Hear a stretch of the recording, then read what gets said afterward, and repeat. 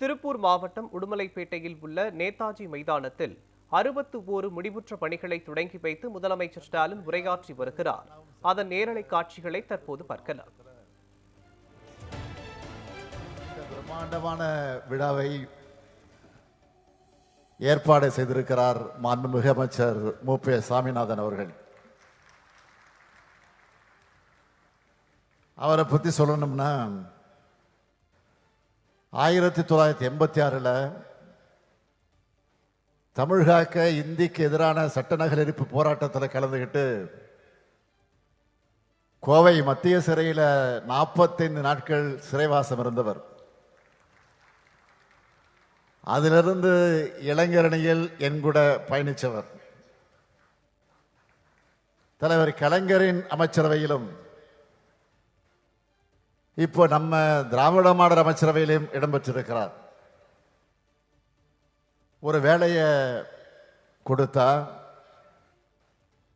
அதை ஆர்ப்பாட்டம் இல்லாம அமைதியா அடக்கமா சாதிச்சு காட்டக்கூடியவர் சாமிநாதன். நம்ம திராவிட மாடல் ஆட்சியில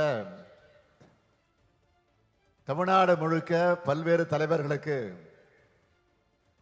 சிலைகளும் மணிமண்டபங்களும் நினைவு சின்னங்களும் அமைக்கப்பட்டிருக்கு. இவை எல்லாத்துக்கும் பொறுப்பெடுத்துக்கிட்டு சிறப்பா செஞ்சு முடிச்சவர், தொடர்ந்து செயல்பட்டு கொண்டிருப்பவர். அதேபோல் அருமை சகோதரி மாண்புமிகு அமைச்சர் கயல்விழி செல்வராஜ் அவர்களும் மிக சிறப்பாக செயல்பட்டு வருகிறார். முன்பு ஆதிதிராவிட நலத்துறை அமைச்சராகவும் இப்பொழுது மனிதவள மேலாண்மை துறை அமைச்சராகவும் அமைதியாக செயல்படும் அவரது பணி பாராட்டுக்குரியது. அரசின் சார்பில் ஆயிரக்கணக்கான இளைஞர்கள் வேலைவாய்ப்பை பெறுகிறார்கள் என்றால் அவை அமைச்சர் கயல்விழி செல்வராஜனுடைய அயராத முயற்சியும் ஒன்று. அவருக்கும் எனது பாராட்டுக்களை நான் தெரிவித்துக் கொள்கிறேன். இந்த விழா மிக சிறப்பாக நடத்தி காட்டியிருக்கக்கூடிய அமைச்சர்களாக இருக்கக்கூடிய சாமிநாதன் அவர்களுக்கும் கயல்விழி செல்வராஜ் அவர்களுக்கும் திருப்பூர் மாவட்டத்துடைய மக்கள் பிரதிநிதிகளுக்கும் குறிப்பா திருப்பூர் மாவட்ட ஆட்சியர் டாக்டர் மணிஷ் அவர்களுக்கும் மாவட்டத்தினுடைய அரசு அலுவலர்கள் அனைவருக்கும் எனது மனமார்ந்த பாராட்டுக்கள், வாழ்த்துக்கள். கலைஞரால் உருவாக்கப்பட்ட இந்த திருப்பூர் மாவட்டத்துக்கு கடந்த 4 ஆண்டு காலத்தில் நம்ம திராவிட மாடல் ஆட்சியில் செய்யப்பட்டிருக்கக்கூடிய முக்கியமான சிலவற்றை மட்டும் சுருக்கமா தலைப்புச் செய்தியா நான் சொல்ல விரும்புகிறேன். சொர்ணபுரியில அவுட் சங்கிலிப்புலம் ஓடை குறுக்கையிலும் தந்தை பெரியார் நகர் ஜம்மனை ஓடை குறுக்கையும் உயர்மட்ட பாலம் 558 கோடி ரூபாய் மதிப்பீட்டில் 6266 சாலை பணிகள், மடத்துக்குளம் புதூர், பூண்டி நகர், ஹைடெக் பார்க் நகர், பெருந்தொழு திட்டப்பகுதியில் 1004 குடியிருப்புகள், திருப்பூர் மாவட்டத்தில் மட்டும் 133 திருக்கோயில்களுக்கு குடமுழுக்கு, 328 திருக்கோயில்கள்ல 804 சீரமைப்பு பணிகள், 5 சிறிய அளவிலான ஜவுளி பூங்காக்கள், 9 உயர்மட்ட பாலங்கள் அறிவிக்கப்பட்டு அதுல 3 பாலங்கள் பயன்பாட்டுக்கே வந்தாச்சு. உடுமலைப்பேட்டை வட்டம் கொங்கல் நகர் கிராமத்தில் 1ஆம் கட்ட அகழாய்வு நிறைவு. ஏன் இன்றைக்கு திருப்பூர்ல நியூ டைடல் பார்க், வேலம்பாளையம் அரசு மருத்துவமனை, கோவில் வழி பேருந்து நிலையம் திறந்து வைத்திருக்கிறேன். அடுத்து கூடிய விரைவில் வரப்போகிற திட்டங்கள் என்னன்னு லிஸ்ட் போட்டா காங்கேயம் அரசு மருத்துவமனை மாவட்ட தலைமை மருத்துவமனையா தரம் உயர்த்தப்பட இருக்கு. தாராபுரம் அரசு மருத்துவமனைய தலைமை மருத்துவமனைக்கு இணையா தரம் உயர்த்த போறோம். திருமுருகன் பூண்டி நகராட்சி பகுதியில் மினி டைடல் பார்க், சிவன்மலை மற்றும் நஞ்சையம்பாளையத்தில் மினி விளையாட்டு அரங்கம், 172 கோடி ரூபாய் மதிப்பீட்டில் நொய்யலாறு மேம்பாடு, 1176 கோடி ரூபாய் மதிப்பீட்டில் புதிய குடிநீர் திட்ட பணிகள், கீழக்கோயில் வழிப்பகுதியில் பேருந்து நிலையம், தெக்கலூர் பட்டேல் நகர், பொங்கலூர் அண்ணா நகர், காந்தி நகர் திட்டப்பகுதியில் 1160 குடியிருப்புகள்,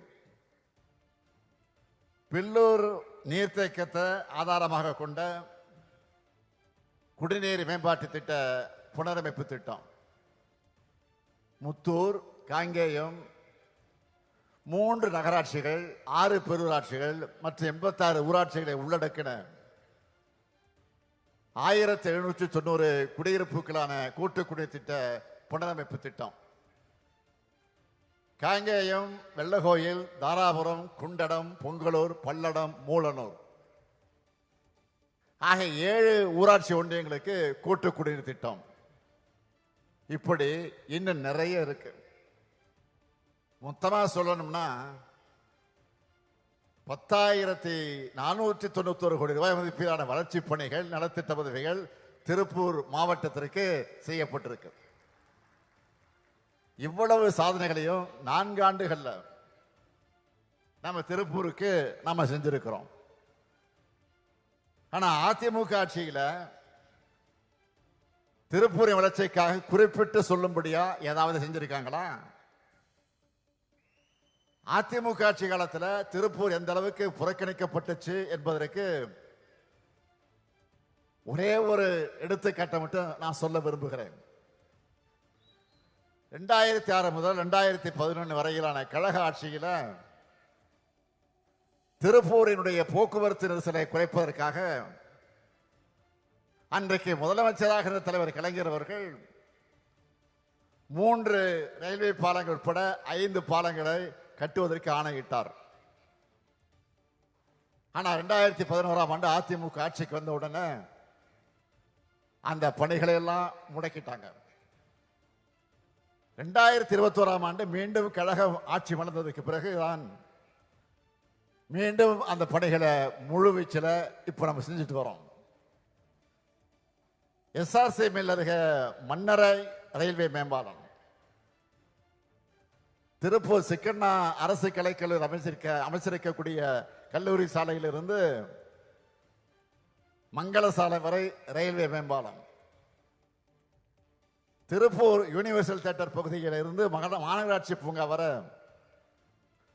சுரங்க பாலப்பணிகள் ஆகியவை நடைபெற்று வருது. அத்திக்கடவு அபிநாசி திட்டத்தை பொறுத்த வரைக்கும் மக்கள் மன்றத்திலே பேசணும், சட்டமன்றத்திலே நாம தொடர்ந்து குரல் கொடுத்தோம். அதற்கு பிறகு நாம் ஆட்சிக்கு வந்து பணிகளை முடிச்சு தொடங்கி வச்சிருக்கிறோம். அதே போல கோவை, திருப்பூர் மாவட்டங்களுடைய வேளாண்மைக்கு மிக மிக அடிப்படையாக இருக்கிறது பரம்பிக்குளம் ஆழியாறு திட்டம்.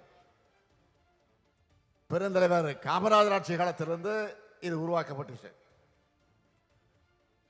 இந்த மகத்தான திட்டத்தை உருவாக்கின பெருமக்களுக்கு நம்ம திராவிட மாடல் அரசு சிறப்பு செய்கிற வகையில் நினைவகம் அமைச்சிருக்கு.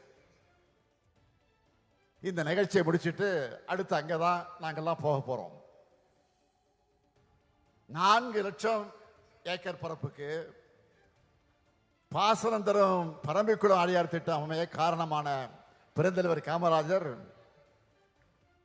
முன்னாள் அமைச்சர் சி சுப்பிரமணியம் அவர்கள், மரியாதைக்குரிய வி.கே. பழனிசாமி கவுண்டர் அவர்கள், பெரியவர் பொள்ளாச்சி மகாலிங்கம் அவர்கள்,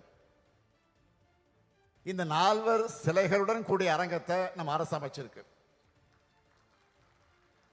இந்த திட்டத்தை உருவாக்க வேண்டும் என்று தியாகி வி.கே. பழனிசாமி அவர்களும் பொள்ளாச்சி மகாலிங்கம் அவர்களும் பெரும் முயற்சி எடுத்தாங்க. இந்த திட்டத்தை செயல்படுத்தலைன்னா பதவி விலகுவேன் என்று பெருந்தவர் காமராஜர் அவர்களே சொன்னவர் வி.கே. பழனிசாமி கவுண்டர் அவர்கள். அதனால்தான் அவங்க திருவுருவச் சிலையை அரங்கத்தில் வச்சிருக்கிறோம். இந்த திட்டப்பணியின் போது ஏற்பட்ட விபத்தில் ஆக்சிடென்ட், அப்படி விபத்தில் உயிர் நீத்தவர்களுக்கும் ஆழியாறில் அமைக்கப்பட்டிருக்கக்கூடிய அரங்கத்தையும் திறந்து வைக்க இருக்கிறோம். பரம்பிக்குளம் ஆழியார் திட்டம் தொடங்கப்பட்டு அக்டோபர் 7ஆம் தேதியை பரம்பிக்குளம் ஆழியார் திட்ட நாளாக அறிவித்து ஆண்டுதோறும் கொண்டாடி வர்றதும் நம்ம திராவிட மாடல் ஆட்சி தான். செஞ்சு முடிச்ச சாதனைகளை, செய்யப்பட்டு வரக்கூடிய திட்டங்களை பற்றி நான் சொன்னேன். ஆனால் என்னதான் இருந்தாலும் உங்கள் மாவட்டத்துக்கு வந்துட்டு, திருப்பூர் மாவட்டத்துக்கு வந்துட்டு புதிய அறிவிப்புகளை வெளியிடாமல் போக முடியுமா? சாமிநாதன் விட மாட்டார், கையல்வெளி செல்வராஜன் விட மாட்டார், நீங்களும் விட மாட்டீங்க. அதையெல்லாம் மனசில் வச்சுக்கிட்டு சில அறிவிப்புகளை வெளியிட விரும்புகிறேன். முதலாவது அறிவிப்பு, பரம்பிக்குளம் ஆழியாறு பாசன திட்டத்தின் அடுத்த கட்டமான நீராறு, நல்லாறு மற்றும் ஆனைமலையாறு திட்டமானது திருப்பூர் மற்றும் கோவை மாவட்ட விவசாயிகளுடைய நீண்டகால கோரிக்கையாக இருந்து வருது. அதை செயல்படுத்த கேரள மாநில அரசு கிட்ட பேச்சுவார்த்தை நடத்த நடவடிக்கைகள் எடுத்து வர்றோம். நம்ம விவசாயிகளுடைய இந்த கனவு திட்டம் விரைவில் செயல்படுத்தப்படும். இரண்டாவது திட்டம், இரண்டாவது அறிவிப்பு, பரம்பிக்குளம் ஆழியாறு பாசன திட்ட பாசன பகுதியில் பல வாய்க்கால்கள் நீண்ட காலமாக தூர்வாரப்படாமல் இருக்கு. அது குறித்து பாசன சங்க தலைவர்களும் விவசாயிகளும் எங்கிட்ட சொன்னாங்க. அவங்க கோரிக்கை ஏற்று வாய்க்கால்களை தூர்வாரும் பணிகளுக்காக இந்த ஆண்டு 10 கோடி ரூபாய் ஒதுக்கீடு செய்யப்படும். மூன்றாவது அறிவிப்பு, திருப்பூர் மாநகரத்தில் மாணவர்கள் மற்றும் இளைஞர்களுக்கு பயனளிக்கிற வகையில் நவீன வசதிகளுடன் கூடிய மாவட்ட மைய நூலக கட்டணம் 9 கோடி ரூபாய் செலவில் அமைக்கப்படும். திருப்பூர் மாநகராட்சி அமர்ஜோதி கார்டன் பகுதியில் பல்நோக்கு விளையாட்டு அரங்கம் 5 கோடி ரூபாய் செலவில் அமைக்கப்படும். நாலாவது அறிவிப்பு, காங்கேயம் ஊராட்சி ஒன்றியத்தில் குடிநீர் வழங்கலை மேம்படுத்த பரஞ்சோதி, சிவன்மலை, கீரனூர் ஊராட்சிகளில் 11 கோடி ரூபாய் செலவில் புதிய திட்டங்கள் செயல்படுத்தப்படும். ஐந்தாவது அறிவிப்பு, தாராபுரம் வட்டத்தில் இருக்கிற வேளாண் பெருமக்கள் பயன்பெறும் வகையில் நஞ்சியம்மாபாளையம் கிட்ட உப்பாற்றின் குறுக்க 7 கோடி 60 லட்சம் ரூபாய் மதிப்பிட்ட புதிய தடுப்பணை கட்டப்படும். ஆறாவது அறிவிப்பு, ஊத்துக்குடி வட்டத்தில் 6.5 கோடி ரூபாய் மதிப்பிட்ட புதிய வெண்ணெய் தயாரிக்கக்கூடிய தொழிற்சாலை அமைக்கப்படும். ஏழாவது அறிவிப்பு, உடுமலைப்பேட்டை பகுதியிலிருந்து வந்து சட்டத்துறை அமைச்சராக பதவியேற்று உடுமலைப்பேட்டை அரசு கல்லூரி அமைக்க 25 ஏக்கர் நிலம் கொடுத்தவருமான மாண்புமிகு எஸ்.ஏ. சாதிக் பாட்சாவுடைய பெயரில் தாஜ் தியேட்டர் அருகில் இருக்கக்கூடிய சாலைக்கு அவருடைய பெயர் சூட்டப்படும். இது மட்டுமல்ல, இன்று காலை அமராவதி கூட்டுறவு சர்க்கரை ஆலை செயல்படாமல் இருப்பதை சுட்டிக்காட்டி விவசாயிகள் என்னிடத்தில் மனு அளித்தார்கள். அது குறித்து ஆராய்ந்து பரிந்துரை வழங்க விரைவில் ஒரு வல்லுநர் குழு அமைக்கப்பட்டு நிச்சயமாக நடவடிக்கை எடுக்கப்படும். இன்றைக்கு பார்க்கிறோம், எதிர்க்கட்சி தலைவர் திரு பழனிசாமி அவர்கள் இந்த பகுதிக்கு வந்தா மட்டும் தன்னை மேற்கு மண்டலத்துக்காரன்னு சொல்லிக்கிறார். ஆனா உறுதியோடு சொல்றேன், பழனிசாமி அவருடைய ஆட்சி காலத்தில் விட நம்ம திராவிட மாடல் ஆட்சியில தான் மேற்கு மண்டலத்தோட அனைத்து துறை வளர்ச்சிக்கும் அதிக திட்டங்கள் சாதனை செய்யப்பட்டிருக்கு, தொடர்ந்து செய்யப்படும். தொடர்ந்து செய்யப்படும் இதில் செஞ்சுக்கிட்டே இருப்போம். இன்னும் தொடர்ந்து நாங்கள் தான் செய்ய போகிறோம். அது எந்த மாற்றம் கிடையாது. அதனால சொல்றேன், எந்த தைரியத்தில் எதிர்க்கட்சி தலைவர் இந்த பகுதியிலிருந்து தன்னுடைய பிரச்சாரத்தை தொடங்கினான்னு எனக்கு புரியல.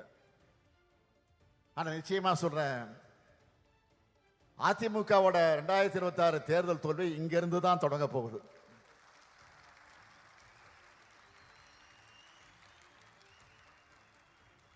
ஏற்கனவே 2024 தேர்தல், உள்ளாட்சி தேர்தல், இடைத்தேர்தல்கள் இந்த மன்றத்திலிருந்து தான் அவர் தோல்வியை பார்த்துட்டார். அதுதான் வர சட்டமன்ற தேர்தலையும் தொடர போகுது. ஊர் ஊரா சுந்தரம் பஸ்ல போய், சுந்தரம் டிராவல்ஸ் பஸ்ல போய் பொய்களை கத்தி கத்தி உறக்க பேசினா தன்னுடைய அலங்கோல ஆட்சியை மக்கள் மறந்துட்டு இவர் பேசுறதெல்லாம் நம்புவாங்கன்னு நினைச்சுட்டு இருக்காரு.